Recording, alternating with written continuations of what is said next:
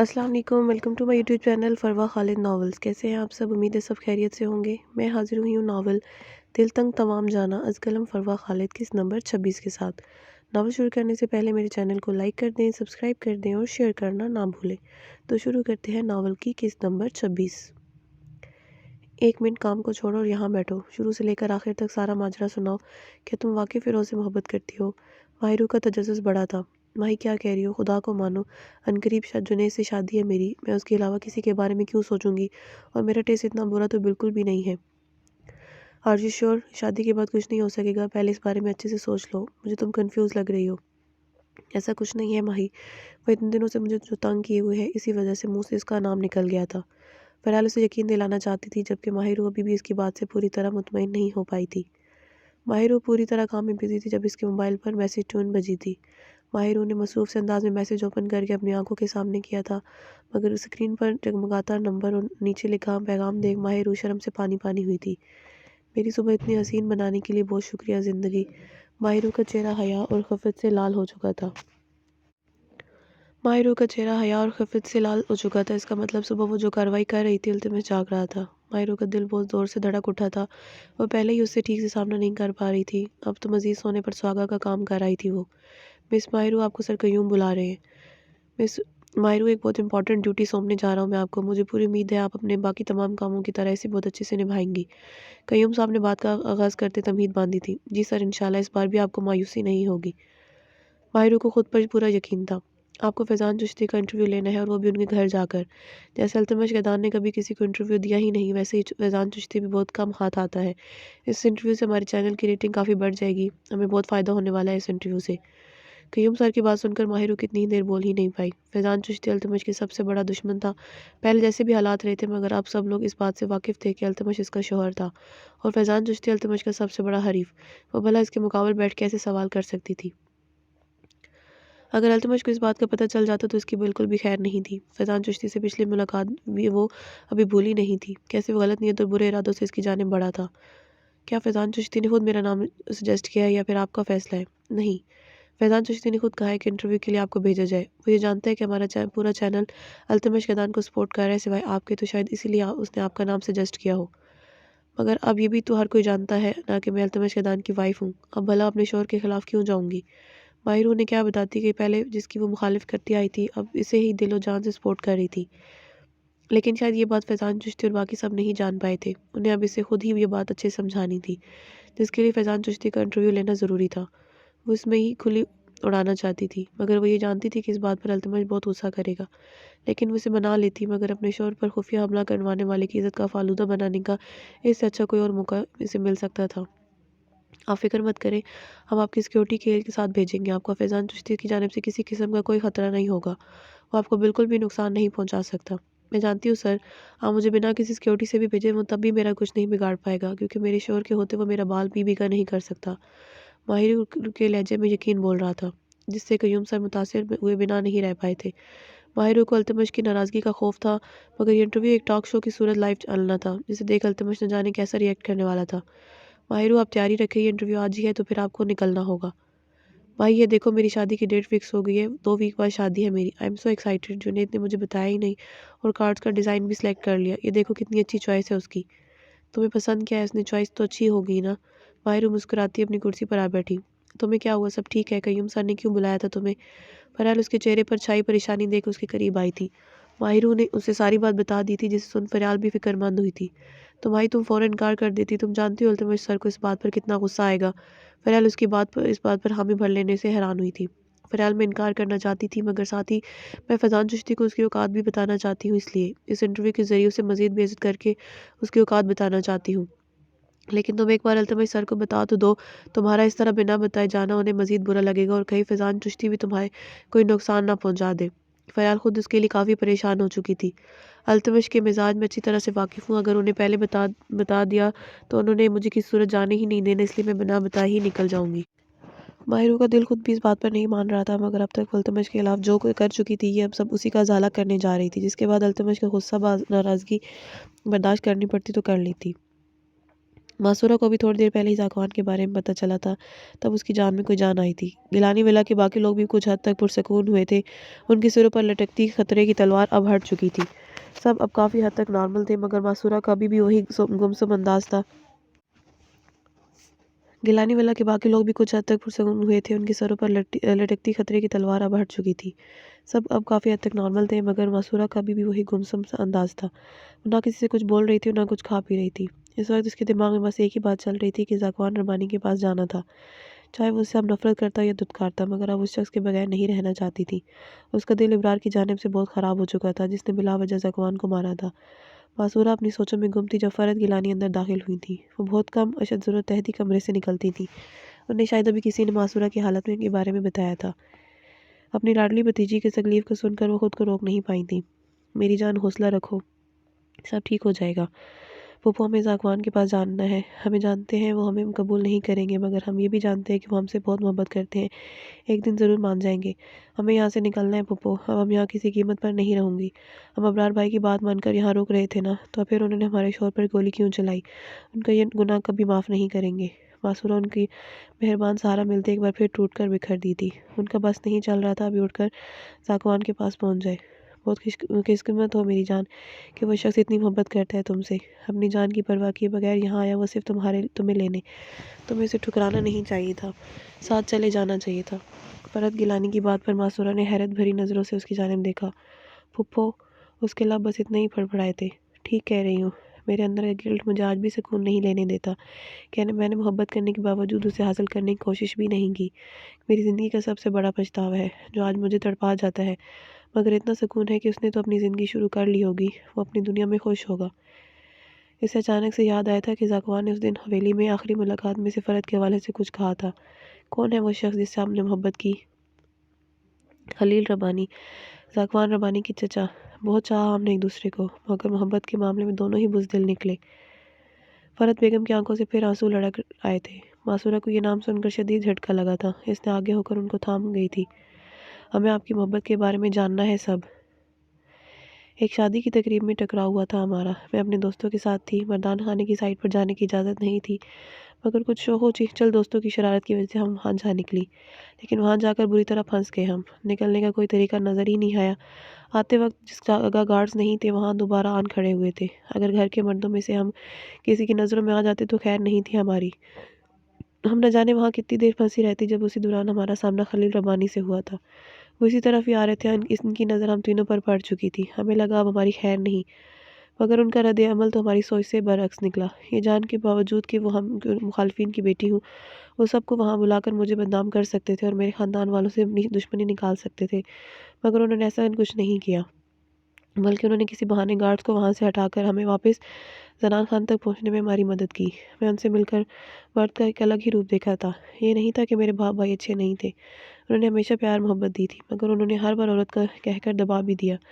उनके नज़दीक औरत की जाने वाली छोटी सी गलती भी मर्दों की बड़ी से बड़ी गलती से ज़्यादा सज़ा की हकदार है। वहाँ औरत का वो मुकाम नहीं दिया गया था जिसकी वो हकदार है।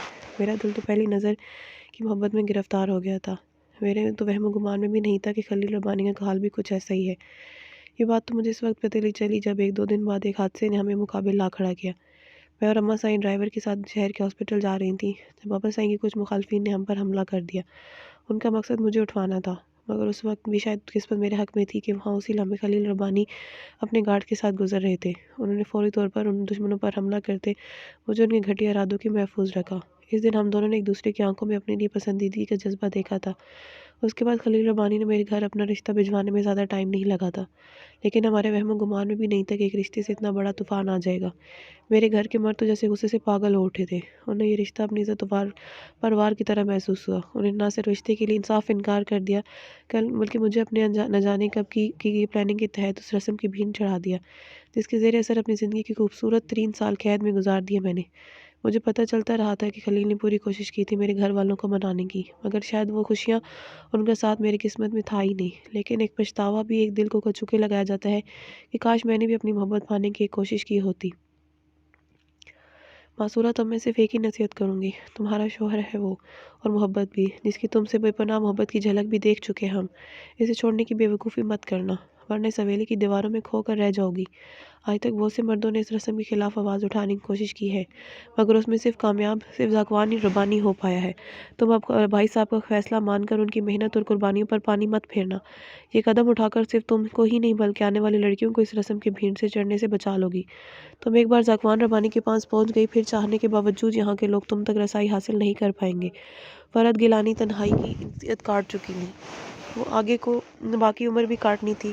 وہ نہیں چاہتی تھی ویسی اذیت ان کے خاندان کی آنے والی بچیاں برداشت کریں۔ پھوپھو سائیں، ہم آپ کی ہر بات سمجھ رہے ہیں، ہم ذاکوان کے پاس جانا بھی چاہتے ہیں، مگر کیا وہ اب بھی ہمیں قبول کریں گے؟ ہمارا قصور معاف کیے جانے کے قابل تو نہیں، وہ تو اب ہم سے نفرت کرتے ہوں گے۔ معصورہ وہ بات زبان پر لے ہی آئی تھی جس نے اتنے وقت سے انہیں تکلیف میں مبتلا کر رکھا تھا۔ جو شخص تمہاری خاطر سینے پر گولی کھا سکتا، وہ بھلا تم سے نفرت کیسے کر سکتا ہے؟ ہاں، اس کا غصہ اور ناراضگی جائز ہے، جسے محبت سے ختم کرنا تمہارا کام ہے۔ جب اس شخص نے ایک انا پرست مرد ہونے کے باوجود تمہاری اتنی دھتکار سہی، اس کی محبت تمہارے لیے اتنی شدید ہوگی، اسے دیکھنا بھی منا بھی سکتی ہوں۔ فرحت گیلانی سے پیار سمجھاتے بولی تھی۔ ہمیشہ کی طرح آج بھی فرحت گیلانی سے بات کر کے معصورہ کا دل کافی حد تک سکون میں آ چکا تھا، اور کہیں نہ کہیں وہ انہیں بھی ان کے حصے کی خوشیاں لوٹانے کا مصمم ارادہ کر چکی تھی، جسے پائے تکمیل تک پہنچانے کے لیے ذاکوان ربانی جیسے مضبوط سہارے کی اشد ضرورت تھی۔ معصورہ اب فیصلہ کر چکی تھی، اسے ہر حال میں ذاکوان کے پاس جانا تھا۔ اس شخص کی مضبوط پناہوں میں جانے کی اس کی خواہش وقت گزرنے کے ساتھ ساتھ مزید بڑھتی جا رہی تھی۔ معصورہ جو پہلے اس کی قربت پر جھنجھلاہٹ محسوس کرتی تھی، اب وہی باتیں اس شخص کی گستاخیاں یاد آتے ہی اس کے گال شرم و حیا سے تمتما اٹھے تھے۔ واپس ان لمحوں میں جانا چاہتی تھی جہاں ذاکوان ربانی اس کی چھوٹی چھوٹی باتوں پر اس کے نخرے اٹھاتا، اسے اتنے اچھے طریقے سے مناتا تھا۔ ماہر مقرر وقت کے مطابق اپنی پوری ٹیم کے ساتھ فیضان چشتی کے گھر پہنچ چکی تھی۔ اس کا دل التمش کے غصے کا سوچ بے چین اور خوفزدہ ہو رہا تھا، مگر خود کو مضبوط ظاہر کرتے وہ فیضان چشتی کے سامنے آئی تھی۔ ویلکم اگین مس ماہرو ابنوس، سوری، میرا مطلب بھابھی صاحبہ، آخر کو آپ ہمارے خاص ترین دشمن التمش قیدان کی وائف کے عہدے پر جو فائز ہو چکی ہے۔ التمش قیدان تو اس معاملے میں مجھ سے بھی لکی رہ گیا، اسے اچھا تو یہی تھا کہ آپ میرے سپورٹ کے بجائے میرے مخالفی کرتی، آخر میں اس کا اتنا میٹھا پھل تو آتا میری جھولی میں۔ فیضان چشتی کی بکواس کے جواب میں ماہرو کا دل چاہے اس کا منہ توڑ دے۔ سر، لائیو شو ہے، 10 منٹ بعد شروع ہو جائے گا، تو میرے خیال میں ہمیں پہلے اسی حوالے سے بات کر لینی چاہیے۔ ماہرو اندر سے تپ جانے کے باوجود نہایت تحمل سے بولی تھی، جس پر فیضان نہ چاہتے ہوئے بھی اس بات میں سر ہلا گیا تھا۔ اس کا مقصد یہ انٹرویو کروانا تو تھا ہی نہیں، وہ تو ماہرو کو اپنے گھر بلوا کر التمش کو نیچا دکھانا چاہتا تھا، جس میں کچھ حد تک تو کامیاب ہو ہی چکا تھا۔ انٹرویو شروع ہونے سے پہلے ہی اس کا ایک آدمی التمش تک یہ خبر پہنچا چکا تھا۔ اب بس وہ التمش کے یہاں آنے کے بعد ہونے والا تماشا دیکھنا چاہتا تھا، جس کی ریکارڈنگ کے لیے اس نے وہاں سے پہلے یہ خفیہ کیمرہ مین بٹھا رکھا تھا۔ وہ لوگوں کو دکھانا چاہتا تھا کہ دنیا کے سامنے وسیع سوچ رکھنے والے شخص کی اصل حقیقت کتنی چھوٹی تھی۔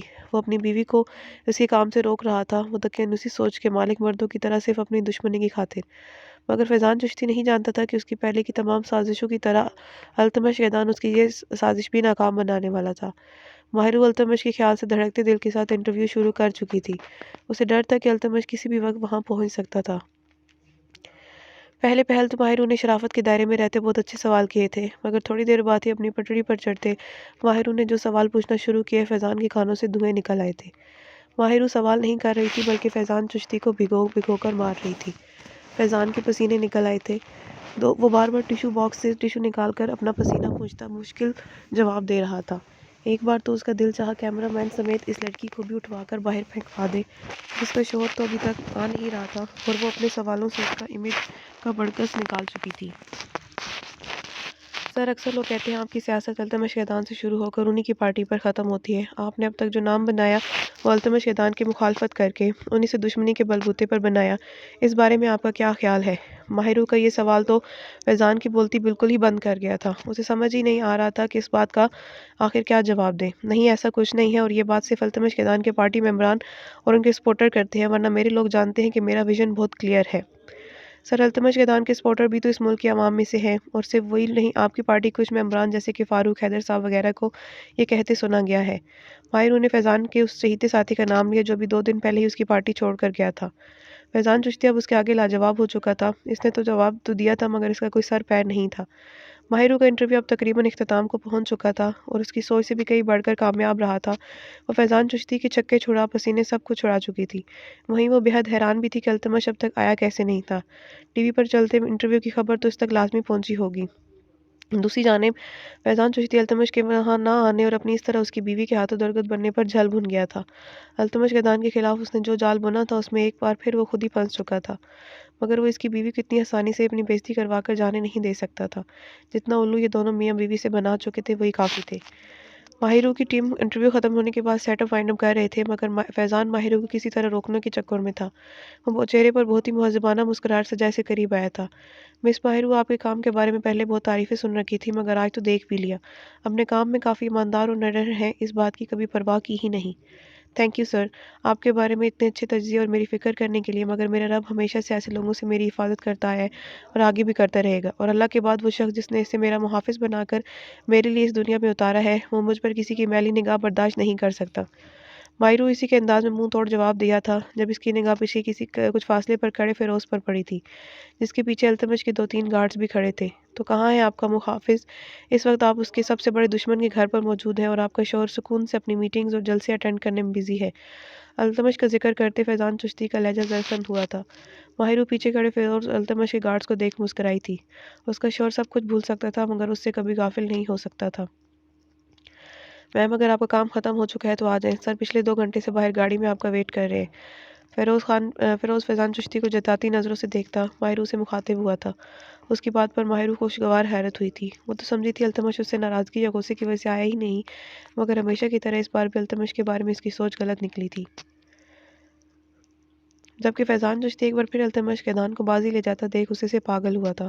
पहले जिस लड़की पर उसकी नज़र थी, जो मीडिया के हल्के में फैज़ान को सपोर्ट करके उसकी मुखालफत कर रही थी, उस लड़की से निकाह करके उसे अपना असीर बना लिया था। ओके फैज़ान साहब, मेरे हस्बैंड बाहर मेरा वेट कर रहे हैं, अब मैं चलती हूँ। थैंक्स, आपने अपना कीमती टाइम निकाल कर हमारे चैनल पर इंटरव्यू दिया।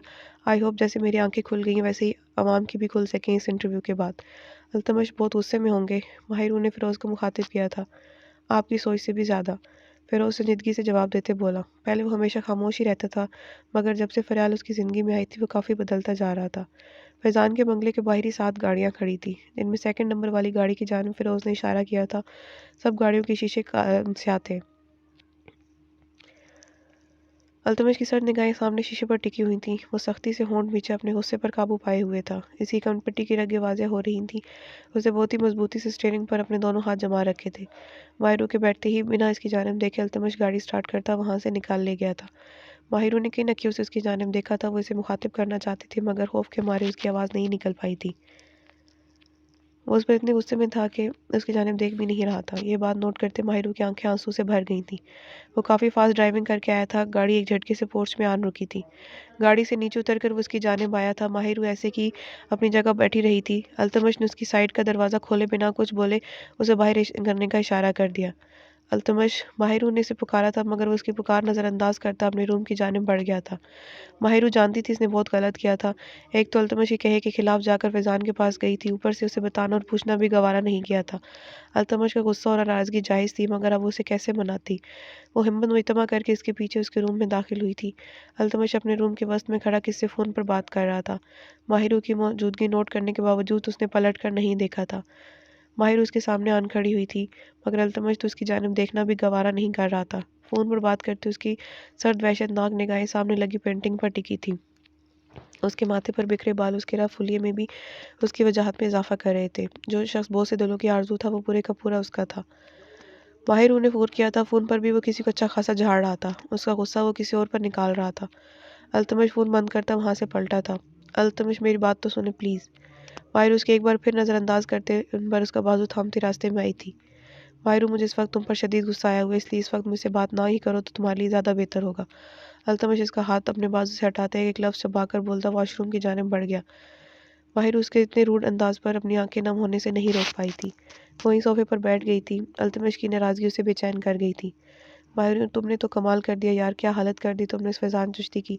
हर तरफ इस इंटरव्यू के बाद हलचल मच चुकी है। उसके बाद तो बहुत सारे सपोर्टर अब अल्तमश सर की जानिब राग़िब हो रहे हैं। हमारा चैनल टॉप रैंकिंग पर पहुंच चुका है। सरकय्यूम और बाकी सब लोग की खुशी का कोई ठिकाना नहीं है। हर तरफ ये इंटरव्यू नशर किया जा रहा है। माही, क्या है बात तो तुम्हारी, तुम वाकई शेरनी हो। फ़िलहाल उसकी सुने बगैर नॉन स्टॉप शुरू हो चुकी थी। माही, क्या हुआ, तुम कुछ बोल क्यों नहीं रही? तुम बोलने का मौका दो तो तब ना।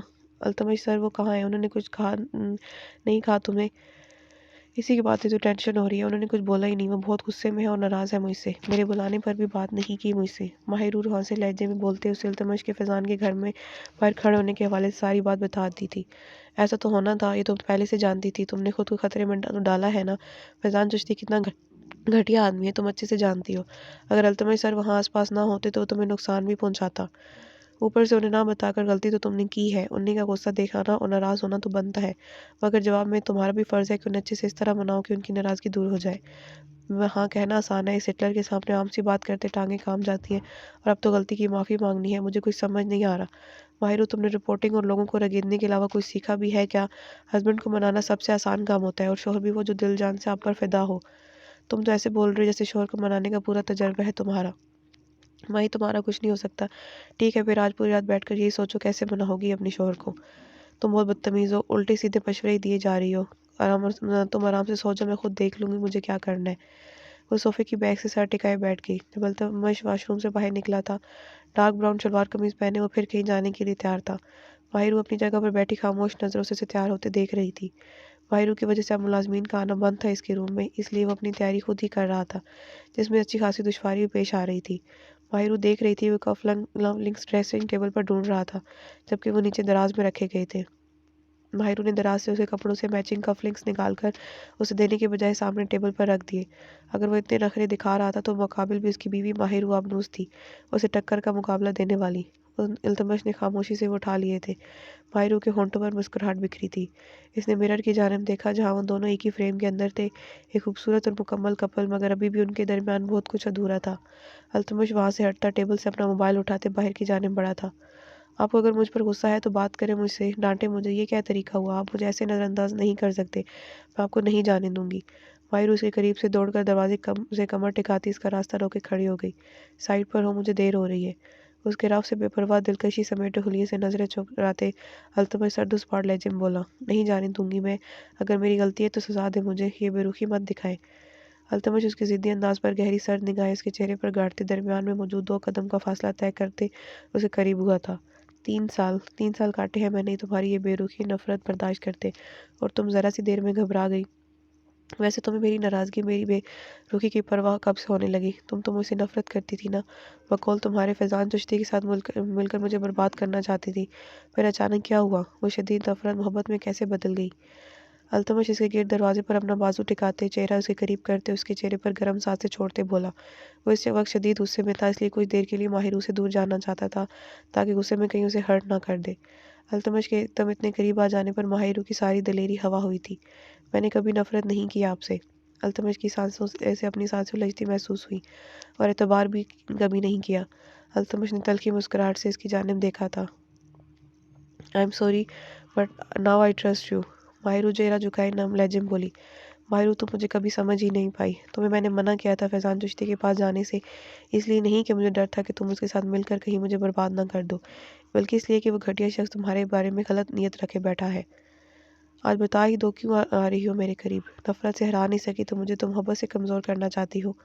التمش ایسا، ماہرو کے لب ہولے سے ہلے تھے۔ اگر یہ تمہاری کوئی نئی چال ہے تو ویل ڈن، اگر ایسے ہی میرے جذبات سے کھیلتی رہی تو بہت جلد مجھے مات دینے میں کامیاب ہو جاؤ گی، لیکن ایک بات یاد رکھنا، اگر آئندہ کسی بھی کھیل میں تم نے خود کو خطرے میں ڈالا تو کبھی معاف نہیں کروں گا تمہیں، میری سزا تم برداشت نہیں کر پاؤ گی۔ التمش اسے ایک جھٹکے سے خود سے دور کرتا باہر نکل گیا تھا، جب ماہرو وہی نیچے بیٹھتی چلی گئی تھی۔ التمش سب کچھ برداشت کر سکتا تھا، مگر ماہرو کو خطرے میں دیکھ اس کی جان پر بنا جاتی تھی۔ اس دن وہ اپنی جان کی پرواہ کیے بنا ماہرو کے پیچھے اس شخص کے گھر میں جا پہنچا تھا جو اس کی جان کے پیچھے بھوکے کتوں کی طرح پڑا ہوا تھا۔ ذاکوان کو ہوش آ چکا تھا اور اس کی بھرپور ضد پر اسے حویلی سے شفٹ کر دیا گیا تھا۔ بستر سے اٹھ نہ پانے کی وجہ سے اس وقت کافی چڑچڑا سا ہوا پڑا تھا، اس لیے فضل ربانی، حسنہ ربانی اور ہاشم ربانی کے علاوہ باقی سب اس کے پاس آنے سے گریز ہی برت رہے تھے۔ ذاکوان بیٹا، مجھے بالکل بھی اندازہ نہیں تھا کہ اتنے بڑے ہو جانے کے باوجود آپ اب بھی دوا لینے میں ویسے ہی تنگ کرو گے۔ حسنہ ربانی ذاکوان کی باتیں کرتے کرتے تھک گئی تھی، مگر ذاکوان دوا لینے کو تیار ہی نہیں تھا، جس سے اس پر غنودگی طاری ہو جاتی تھی۔ 10-12 گھنٹے تو آرام سے اس کے نیند میں گزر جاتے تھے۔ آپ لوگ مجھے سلانا کیوں چاہتے ہیں؟ میں بالکل ٹھیک ہوں۔ ذاکوان ربانی اتنا کمزور بالکل بھی نہیں ہے کسی کی دھوکے، بے وفائی یا پیٹھ پیچھے سے کیے گئے وار سے کمزور پڑ جائے۔ ذاکوان آنکھوں میں وحشت ناک تاثرات لیے زہر خند لہجے میں گویا ہوا تھا۔ اس کا اشارہ کس طرف تھا، وہاں موجود تینوں افراد اچھے سے سمجھتے تھے۔ میں نے تو پہلے ہی تم سے کہا تھا، دشمنوں کا خون ہے وہ، کبھی ہمارے ساتھ وفا نہیں کرے گی۔ اسے اس گھر میں جگہ دے دی کافی تھا، دل میں جگہ دینا اپنی بربادی سے زیادہ کچھ نہیں۔ فضل رحمانی سے اپنے بیٹی کی ویران آنکھیں دیکھنا بہت مشکل تھا۔ وہ اس لڑکی کو معاف کرنے کا ارادہ بالکل بھی نہیں رکھتے تھے جس نے ان کی بیٹی کو اتنی اذیتوں سے دوچار کیا تھا۔ زندگی میں پہلی بار ذاکوان ربانی کو مات ملی ہے، وہ بھی اپنے ہاتھوں۔ یہ اذیت تو جاتے جاتے جائے گی۔ ذاکوان تلخی سے مسکرایا تھا۔ میں نے اپنے آدمی کو ابرار کے پیچھے لگا دیا ہے کہ اسے زندہ سلامت تمہارے آگے پیش کریں۔ بہت جلد وہ شخص سر کے بال تمہارے پاس آئے گا۔ ذاکوان نے ان کی باتوں کا کوئی جواب نہیں دیا۔ اسے ابرار پر تو غصہ تھا ہی نہیں، اسے تو معصورہ گیلانی کے انکار نے جلتے کوئلوں پر بٹھا رکھا تھا۔ وہ اسے اپنے پاس دیکھنا چاہتا تھا، چاہے وہ اب اسے پہلے والا مقام نہ دے پاتا، مگر وہ لڑکی اب اس کی ضد بن چکی تھی۔ وہ صرف اس کی تھی اور اپنی دسترد میں ہی چاہیے تھی اسے بس اپنے ٹھیک ہونے کا انتظار تھا، جس کے بعد معصورہ گیلانی کو اس کے جنون سے وہ خود بھی بچا نہ پاتا۔ جنید، مجھے بالکل بھی یقین نہیں آ رہا کہ چچی ہمارے رشتے کے لیے اتنی آسانی سے مان گئی ہیں۔ فریال اور جنید کے ساتھ شاپنگ پر آئی تھی۔ اس کی شادی قریب تھی اور وقت بہت کم تھا۔ اس کی اکلوتی بیسٹ فرینڈ تو اپنی ہی لائف کی پرابلم میں الجھی ہوئی تھی۔ اب اسے جو بھی کرنا تھا خود ہی کرنا تھا۔ اتنی اچھی بہو مل رہی انہیں، مانتی نہیں تو کیا کرتی؟ میں نے کہا تھا نا کہ امی میری خوشی کے لیے ضرور مان جائیں گی۔ جنید اس کے ساتھ جیولری شاپ میں داخل ہوتے بولا۔ وہ بہت خوش تھا، فریال کو بہت ٹائم سے چاہتا آ رہا تھا اور اب جلد اسے ملنے والی تھی۔ فریال کے پاس اس کی امی کی بہت سی جیولری موجود تھی، مگر آج جنید اسے بارات کے لیے اپنی طرف سے سیٹ دلوانے لایا تھا۔ فریال نے آج تک گفٹ کے نام پر ایک کانچ کی چوڑی تک نہیں لی تھی۔ اسے اپنی چچی کی دقیانوسی سوچ اچھے سے پتہ تھی، جن کا اس کے بارے میں خیالات ہی یہی تھے کہ میرے بیٹے کو پھانس لیا ہے اس چالاک لڑکی نے۔ جنید بہت اچھا تھا، اس لیے اس کی خاطر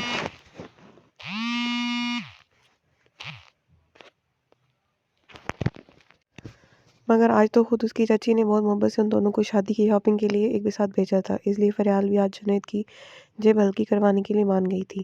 جیسے ہی شاپ میں داخل ہوئی، اس کی نظر سامنے کھڑے شخص پر پڑی جو اپنے ساتھ کھڑی لڑکی سے بات کرنے مصروف تھا۔ اس کی جانب پشت کیے کھڑا تھا، مگر فریال اس کا چہرہ دیکھے بنا ہی پہچان گئی تھی کہ فیروز ہی تھا۔ مگر اس کے ساتھ کھڑی یہ اسٹائلش سی لڑکی کون تھی؟ فریال کی نظریں شاپ کیپر کے سامنے رکھی جیولری سے زیادہ فیروز اور اس کے ساتھ کھڑی مسکراتی لڑکی پر ٹکی ہوئی تھی۔ فریال، دیکھو نا، مجھے تو اس جیولری وغیرہ کی کوئی سمجھ نہیں، تم خود کی پسند کرو۔ جنید کی پکار پر فریال گڑبڑاتی اس کی جانب متوجہ ہوئی۔ بھائی، اور ڈیزائن بھی دکھائیں، یہ کچھ خاص نہیں ہے۔ فریال کو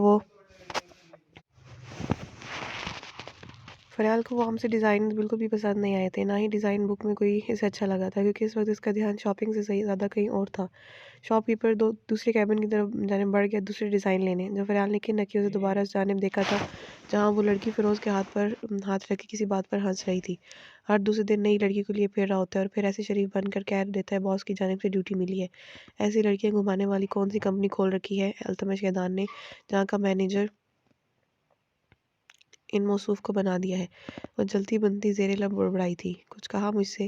جنید نے موبائل سے چہرہ ہٹا کر اس کی جانب دیکھا تھا، جس پر فریال نفی میں سر ہلا گئی تھی۔ اس کا موڈ خراب ہو چکا تھا، وہ اپنی کیفیت سمجھ نہیں پا رہی تھی۔ جنید اس کے ساتھ تھا، مگر اس کا سارا دھیان فیروز پر ٹکا ہوا تھا۔ اپنے آپ کو سرزنش کرتے ہوئے واپس شاپ کیپر کے لائے نئے ڈیزائن کی جانب متوجہ ہوئی تھی۔ اب اسے ڈیزائن دیکھتے کچھ دیر گزری تھی جب اپنے نہایت قریبی دل فریب خوشبو محسوس ہوئی، جسے وہ ہزاروں کے بیچ بھی پہچان سکتی تھی۔ اسی کے ساتھ ہی فیروز کی گمبھیر آواز اس کی سماعتوں سے ٹکرائی تھی، جو اپنے ساتھ کھڑی لڑکی کے لیے کچھ پسند کر رہا تھا۔ جھوٹا محبت کا اظہار مجھ سے اور عیاشیاں کسی اور کے ساتھ۔ فریال کے اندر تو جیسے کوئلے سے لگ اٹھے تھے، اس کا دھیان اپنی شاپنگ سے تو بالکل ہٹ چکا تھا۔ جنید ابھی کچھ سیکنڈ پہلے کوئی امپورٹنٹ کال آ جانے کی وجہ سے باہر نکلا تھا۔ فریال کی بڑبڑاہٹ اتنی ضروری تھی کہ اس کے ساتھ آ کر کھڑے ہوتے فیروز کے کانوں تک بآسانی پہنچ گئی تھی۔ آپ نے کچھ کہا مجھ سے؟ اس نے گردن گھما کر اس کی جانب دیکھے پوچھا۔ اس کے اتنے جنبی بننے پر فریال نے گھور کر اس کی جانب دیکھا۔ نہیں، اس نے دانت پیستے جواب دیا۔ یہ دیکھیں، یہ والی رنگ کیسی ہے؟ فیروز فریال کی جانب دیکھ رہا تھا جب اس کے ساتھ کھڑی فضا نے اس کا دھیان اپنی جانب دلوایا۔ بہت خوبصورت، بہت سوٹ کرے گی تم پر۔ فیروز کا لہجہ مسکراتا ہوا تھا۔ فریال کا جب جواب دے گیا، اس نے سامنے پڑی ڈیزائن والی بک زوردار آواز میں بند کر دی تھی۔ آپ کے پاس کوئی اچھے ڈیزائن ہے بھی یا میں صرف اپنا ٹائم ویسٹ کرنے کے لیے کھڑی ہوں؟ فریال کہیں کا غصہ کہیں پر نکالتی بولی۔ شاپ کیپر بیچارہ گھبرا گیا۔ میم، کیا ہوا؟ کوئی پرابلم ہے؟ مینیجر بھاگتے ہوئے سے قریب آیا تھا۔ فیروز کی مسکراہٹ مزید گہری ہوئی تھی، وہ اس غصے کی وجہ اچھے سے سمجھ رہا تھا۔ فضا بیٹا، آپ پھر دوست آنٹی کو کال کر کے ان سے ڈیزائنز کنفرم کر لیں۔ فیروز لفظ بیٹا پر کافی زور دیتے فضا سے مخاطب ہوا تھا، جبکہ اس لفظ پر فریال نے حیرت سے اس کی جانب دیکھا تھا تو یہ فضا تھی ماہرو کی نند اور التمش کی چھوٹی بہن۔ فیروز التمش سے کلوز ہونے کی وجہ سے اس کی فیملی سے بھی کافی کلوز تھا۔ فضا ان سے کافی چھوٹی اور لاڈلی تھی ان کی، اور وہ اور التمش اس چھوٹی بہن سے زیادہ بچوں کی طرح ٹریٹ کرتے تھے۔ فضا کو اب پروٹوکول اور سیکیورٹی گارڈ سے چڑ ہوتی تھی۔ وہ کھل کر انجوائے کرنا چاہتی تھی، اس لیے فیروز ہی اپنی ذمہ داری پر اس کی یہ خواہش پوری کرنے اسے ساتھ لے آتا تھا۔ فیروز پر التمش آنکھیں بند کر کے اعتبار کر سکتا تھا۔ فریال کو بے اختیار اپنی سوچ پر شرمندگی ہوئی تھی۔ مینیجر نے اس کے سامنے بہت ہی خوبصورت ڈیزائن لا کر رکھے تھے، جن میں سے ایک پر فریال کی نگاہیں ٹھہر سی گئی تھیں۔ بہت سی لڑی اور موتیوں سے بنا وہ بہت خوبصورت سیٹ تھا، فریال کو بے حد پسند آیا تھا۔ اس کے برابر کھڑا فیروز فضا کو کال پر مصروف دیکھ پوری طرح اس کی جانب متوجہ تھا۔ فریال کی نظروں میں اس سیٹ کو لے کر پسندیدگی نوٹ کر چکا تھا وہ۔ فریال کی نظر اچانک سیٹ کے ساتھ لگے پرائس ٹیگ پر پڑی تھی۔ یہ سیٹ جتنا خوبصورت اور نفیس تھا، اس کی قیمت اس سے بھی دگنی تھی، جو فریال نہ خود افورڈ کر سکتی تھی اور نہ ہی جنید پر اتنا بھاری بوجھ ڈال سکتی تھی۔ اس کی ساری سیونگ اس سیٹ میں نکل جانی تھی۔ وہ فوراً ہاتھ پیچھے کھینچ گئی تھی۔ فیروز کی زیرک نگاہیں فریال کے چہرے کے اتار چڑھاؤ اور اس کے پیچھے ہٹنا نوٹ کر چکی تھی۔ فریال بنا کچھ لیے خاموشی سے وہاں سے نکل گئی تھی۔ اس کے جاتے ہی فریال نے وہ سیٹ اور فریال کی پسند کی رنگ، جو ابھی وہ بدلی سے ایسی چھوڑ گئی تھی، دونوں شاپ کیپر سے کہہ کر پیک کروا لی تھی۔ وہ بن کہے اس لڑکی کی دل کی بات سمجھ گیا تھا۔ اگر فریال اس کی اتنی محبت اور اس کے دل میں موجود اپنی اہمیت دیکھ پاتی تو کبھی اس کا پروپوزل نہ ٹھکراتی۔ فریال کا دماغ الجھ چکا تھا۔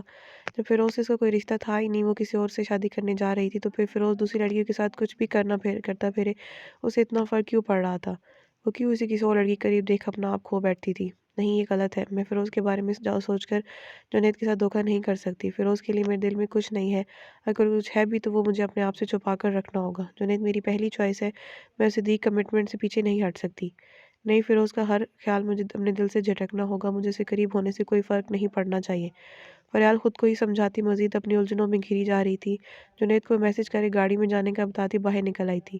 اپنی بے دہانی میں وہ دیکھ ہی نہیں پائی تھی کہ روڈ سائڈ پر چلتے کب درمیان میں آ گئی تھی، اسے پتہ ہی نہیں چلا۔ اس سے کہ پہلے سامنے سے آتی تیز رفتار بریک لگانے کی ناکام کوشش کرتی اس پر چڑھ جاتی، کسی نے اسے بازو سے تھام کر اپنی جانب کھینچ لیا تھا۔ فریال ہوا میں لہراتی کسی کے فولادی سینے سے جا ٹکرائی تھی۔ فل سپیڈ میں آتی گاڑی دیکھ اس لمحے بھر کو موت اپنے بہت قریب دکھائی دی تھی۔ تم آنکھیں بند کر کے چل رہی تھی کیا؟ اگر ابھی تمہارا ایکسیڈنٹ ہو جاتا تو؟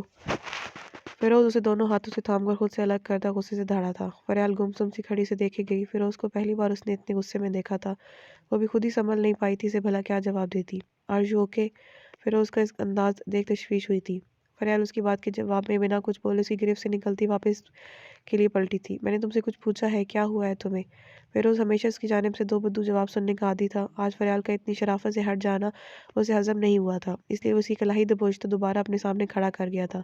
کچھ نہیں ہوا مجھے، اور کچھ ہوا بھی صحیح تو تمہارا اس سے کوئی واسطہ نہیں ہونا چاہیے۔ And don't dear touch me again. Faryal اسے کلائی چھوڑتا نہ دیکھ اس کے ہاتھ پر اپنے ناخن گاڑتے ہوئے بولی، مگر فیروز کی گرفت اس سے بھی ڈھیلی نہیں پڑی تھی۔ وہ کچھ لمحوں کے لیے خاموش نظروں سے اسے دیکھ رہا تھا، پھر اس کی کلائی تھامے سے لیے اپنی گاڑی کی جانب بڑھ گیا۔ یہ کیا بدتمیزی ہے، چھوڑو میرا ہاتھ۔ فریال اس کے دھونس بھرے لہجے میں دب اٹھی تھی، مگر وہ اسے ایسی کے ساتھ لیے گاڑی کے قریب آیا تھا۔ فضا کو وہ پہلے ہی بھجوا چکا تھا۔ فریال کو گاڑی کی فرنٹ سیٹ پر دھکیلتا وہ ڈرائیونگ سیٹ پر جا بیٹھا تھا۔ فریال نے گاڑی کا دروازہ کھولنے کی پوری کوشش کی تھی، مگر تب تک گاڑی لاک کرتا وہ آگے بڑھا گیا تھا۔ یہ کیا زبردستی ہے، مجھے میری مرضی کے بغیر کیسے لے جا سکتے ہو؟ ابھی گاڑی روکو ورنہ اچھا نہیں ہوگا تمہارے لیے۔ میں اس وقت تم پر ہراسمنٹ کا کیس بھی کروا سکتی ہوں۔ فریال اسے اگنور کرنا چاہتی تھی اور الٹا وہی زبردستی اپنے ساتھ لے کر جا رہا تھا۔ جب فیروز اسے اب دوبارہ ویسے چیختا چلاتا دیکھ پرسکون ہو چکا تھا، فریال کی کلائی پکڑنے پر اسے معلوم ہوا کہ فریال کا وجود سخت بخار میں جھلس رہا تھا اور وہ اس کی پرواہ کیے بنا اپنی شادی کی تیاریوں میں مگن تھی۔ تم مجھ پر جو مرضی چاہے کیس کروا دو، میری طرف سے پوری اجازت ہے۔ تم سمجھتے کیا ہو خود کو؟ فریال کا دل چاہا تو اس کا یہ وجیح چہرہ نوچ دے، اسے ہر وقت زج کرنے پر تلا رہتا تھا۔ دنیا کے ایک نہایت ہی شریف اور معصوم انسان جو ہر بار ایک چڑیل کے عتاب کا نشانہ بن جاتا ہے۔ فریال اس کا لال زخمی شدہ ہاتھ دیکھ افسوس ہوا تھا، مگر اس کے خود کو چڑیل کہنے پر وہ اسے کینہ توز نظروں سے گھور رہی تھی۔ کہاں لے کر جا رہے ہو مجھے؟ فریال نے اب قدرے سنجیدگی سے پوچھا۔ ہاسپٹل۔ مگر کیوں؟ فریال نے سوالیہ نظروں سے اس کی جانب دیکھا۔ وہاں جا کر پتہ چل جائے گا۔ فیروز کو اسے اپنے حوالے سے اتنی لاپرواہی برتنا بالکل بھی پسند نہیں آیا تھا۔ ہاسپٹل پہنچ کر وہ اس لیے مطلوبہ ڈاکٹر کے آفس پہنچ چکا تھا۔ فریال کی بخار میں تپتی کلائی اسے گرفت میں تھی۔ ڈاکٹر صاحبہ، یہ لڑکی اب آپ کی مہمان ہے، جب اس کا بخار نہ اتر جائے اور اسے 3-4 گلوکوز کی بوتلیں نہ چڑھا دیں یہاں سے نکلنے نہیں دینا۔ فیروز اسے لیڈی ڈاکٹر کے سامنے رکھی کرسی پر بٹھاتا ڈاکٹر سے مخاطب ہوا، جبکہ اس کی بات پر فریال نے آبرو اٹھائے حیرت سے اس کی جانب دیکھا تو وہ اسے یہاں اس لیے لایا تھا۔ اس نے فیروز کو کچھ کہنا چاہا تھا جب وہ تنبیہ نظروں سے گھورتا باہر نکل گیا۔ بیٹھ جائیں، آپ کی طبیعت ٹھیک نہیں لگ رہی مجھے۔ مگر میں بالکل ٹھیک ہوں، مجھے کسی ٹریٹمنٹ کی ضرورت نہیں ہے۔ اوکے ایک بات اپنا ٹمپریچر چیک کروا لے، اگر نارمل ہو تو بنا میڈیسن لیے اور ڈرپ لگوائے چلی جائے گا۔ ڈاکٹر پروفیشنل انداز میں نرمی سے مسکراتی اس کے قریب آئی تھی۔ فریال کو بخار کی وجہ سے کافی کمزوری محسوس ہو رہی تھی، مگر وہ فیروز کا یہ احسان بھی نہلا نہیں چاہتی تھی۔ کہیں نہ کہیں اندر دل میں فیروز کی یہ کیئر اسے اچھا خاصا ڈسٹرب کر رہی تھی۔ وہ پہلے اس کشمکش میں الجھی تھی، اب مزید اس کی سوچیں فیروز خان کی جانب مڑ گئی تھیں۔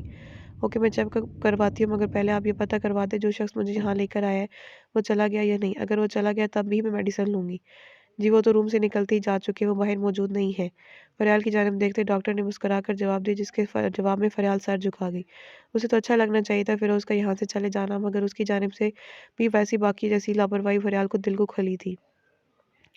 وہ زیادہ سے زیادہ لوگوں کا پیار چاہتی تھی، وہ بھی کسی کے لیے اسپیشل ہونا چاہتی تھی، کوئی اس کے لیے وہ سب کچھ ہو، اس کی خوشی ہر شے سے بڑھ کر اس شخص کے لیے۔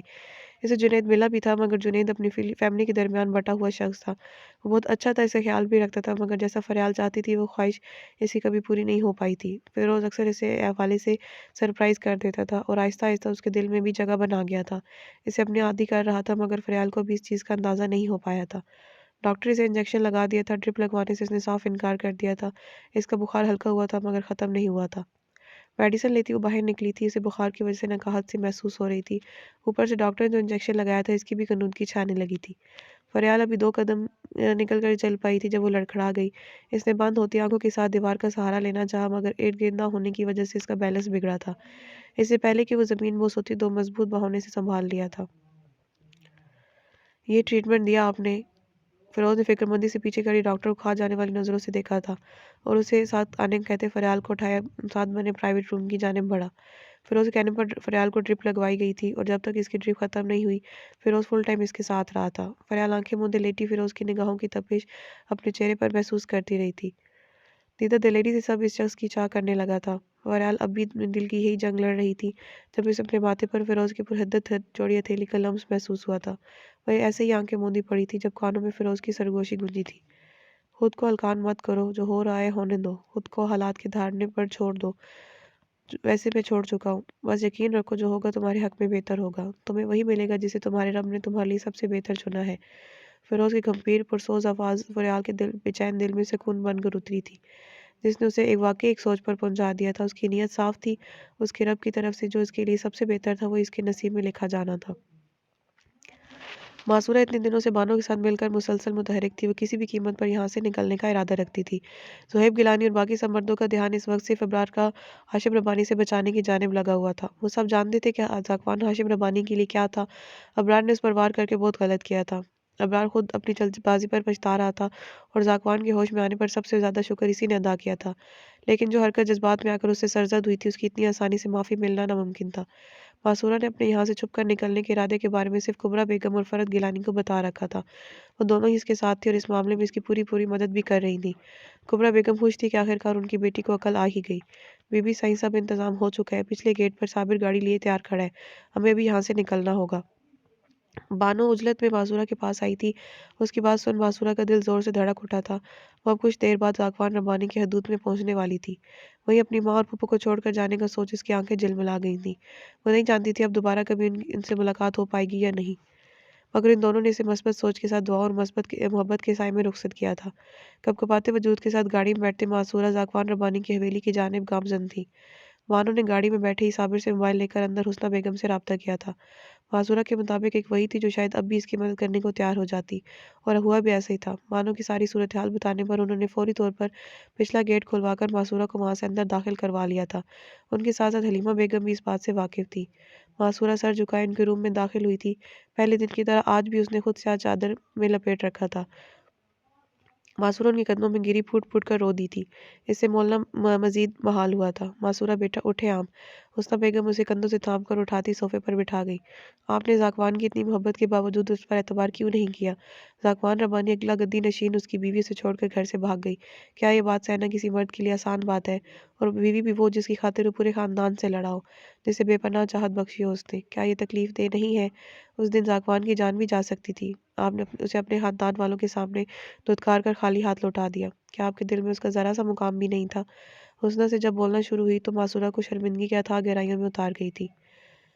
اس کی آنکھوں سے بہتا سیلاب صدا کی نرم دل حلیمہ گیلانی دیکھ نہیں پائی۔ یہ لڑکی ان کے لاڈلے کی دل کی اولین ترجیح تھی، وہ بھلا اسے کیسے اتنا روتا دیکھ سکتی تھی۔ بیٹا آؤ یہاں میرے پاس۔ انہوں نے اشارے سے معذورہ کو اپنے پاس بلایا تھا۔ کیوں آئی ہو یہاں؟ کیا تم ذاکوان سے محبت کرتی ہو؟ ہم بہت محبت کرتے ہیں ان سے، صرف ان کی خاطر اپنے پورے خاندان کو چھوڑ کر یہاں آئے ہیں۔ ہم تو اس دن بھی ان کے ساتھ آنا چاہتے تھے، مگر ابرار بھائی کو ان پر بندوق تانے دیکھ ہم بہت ڈر گئے تھے۔ ہمیں لگا ہم نے اگر ان کے ساتھ جانے کی حامی بھری تو وہ ذاکوان کو مار دیں گے، اس لیے ہم نے ایسا کیا، ورنہ ہم ان سے بہت محبت کرتے ہیں، ایک پل نہیں رہ سکتے ان کے بغیر۔ وہ چاہے ہمیں دھتکارے، اپنے ساتھ نہ رکھیں، مگر ہم تب بھی ہمیشہ ان کے ساتھ رہیں گے۔ ہم اب کبھی ان کو چھوڑ کر نہیں جائیں گے۔ معصورہ جس طرح نرم لہجے میں بولی تھی، وہ دونوں چاہنے کے باوجود اپنی مسکراہٹ نہیں روک پائی تھیں۔ حلیمہ بیگم نے اسے اپنے ساتھ لگا لیا تھا، کیونکہ ان کا پوتا بپھرا شیر بنا ہوا تھا، اس بچی کو بھی آگے بہت کچھ سہنا تھا۔ حسنہ میں چاہتی ہوں ہم پچھلی باتیں بھلا کر معصورہ کو ایک اور موقع دیں۔ ذاکوان معصورہ سے محبت کرتا ہے لیکن فی الوقت غصے میں ہے، اس لیے کم از کم ہم دونوں کو تو معصورہ کا ساتھ دینا چاہیے۔ آپ کی بات بالکل ٹھیک ہے اور میں بھی ایسا ہی چاہتی ہوں، مگر بابا سائیں اور فضل بھائی صاحب کبھی نہیں مانیں گے۔ وہ معصورہ کے حوالے سے بہت غصے میں ہیں۔ ان سب سے میں بات کر لوں گی، تو معصورہ کو ذاکوان کے روم میں چھوڑ کر آؤ۔ حلیمہ کی کہی بات نے معصورہ کی دھڑکنیں تیز کر دیں۔ اس ستمگر کے سامنے جانے کا سوچ کر ہی معصورہ کی حالت غیر ہوئی تھی۔ ذاکوان کی طبیعت کافی بہتر ہے اب، بہت جلدی ریکوری کی ہے اس نے، ابھی کچھ دیر پہلے ہی جرار کے ساتھ باہر نکلا ہے۔ بستر پر پڑے رہنے کی وجہ سے کافی چڑچڑا سا ہو گیا تھا اور غصہ بھی پہلے سے کافی بڑھ گیا تھا اس کا۔ تمہیں پورے تحمل سے کام لینا ہوگا۔ حسنہ بیگم اس کے ساتھ روم کی جانب بڑھتے اسے آگے پیش آنے والی سچویشن سے آگاہ کرنے کے لیے بولی۔ حسنہ بیگم اس کے ساتھ روم کی جانب بڑھتے اسے آگے پیش آنے والی سچویشن سے آگاہ کرتے بولی۔ معصورہ اس سب کے لیے پہلے سے خود کو تیار کر چکی تھی، وہ بس جلد از جلد ذاکوان کا اپنی آنکھوں سے صحیح سلامت دیکھنے کی خواہش مند تھی، مگر اس کی غیر موجودگی کا سن کر معصورہ کو بہت مایوسی ہوئی تھی۔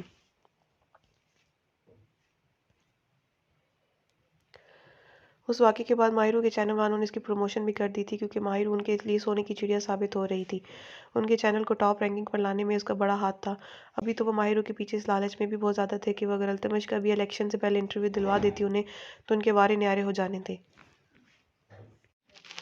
التمش ملک سے باہر گیا ہوا تھا کسی ضروری کام کے سلسلے میں، جبکہ ماہر اس کی شدید ناراضگی کے احساس سے بھلائی پھر رہی تھی۔